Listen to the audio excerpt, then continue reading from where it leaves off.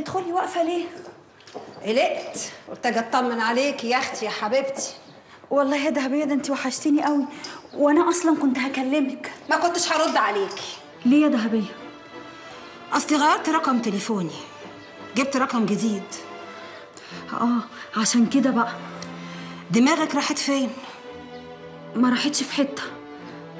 الا قولي لي بصحيح يا سلمى، هو انت يا اختي قافله تليفونك ليه؟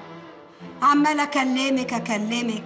الصراحه قلقت، قلت يمكن البوليس جه وقبض عليكي. ده حتى الحاج انس بكلمه برضه ما بيردش، فقلت اكيد انتوا مع بعض. معايا انا؟ والحاج انس هيعمل معايا ايه؟ ده يا دوب وصلني الفيلا ومن ساعتها ما شفتوش تاني. من ساعتها هو في حد قال لك حاجه تانية؟ الصراحه مين وقال لك ايه؟ العصيان. يا نهار اسود، قالوا لك ايه؟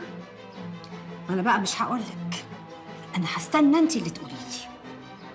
عايزاني اقول لك ايه يعني يا دهبيه؟ يا سلمى انت اختي يا بت وانا بحبك.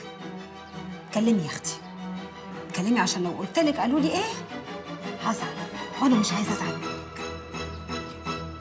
انا هقول لك كل حاجه يا دهبيه. يعني اتجوزتي يا بت؟ عطاريك يا اختي، حلويتي ونورتي واتدورتي. ده انا ما عرفتكيش يا مكوسه وانا داخله من حلاوتك. بس والله العظيم يا دهبيه كنت هقول لك على كل حاجه، بس هو اللي حلفني 100 يمين ان انا ما اقولش لحد، وبالذات بقى انت. انا بقى رحت اشترطت عليه ان انا مش هستنى كتير، وهقول لك يعني هقول لك. اوعي تكوني زعلانه مني.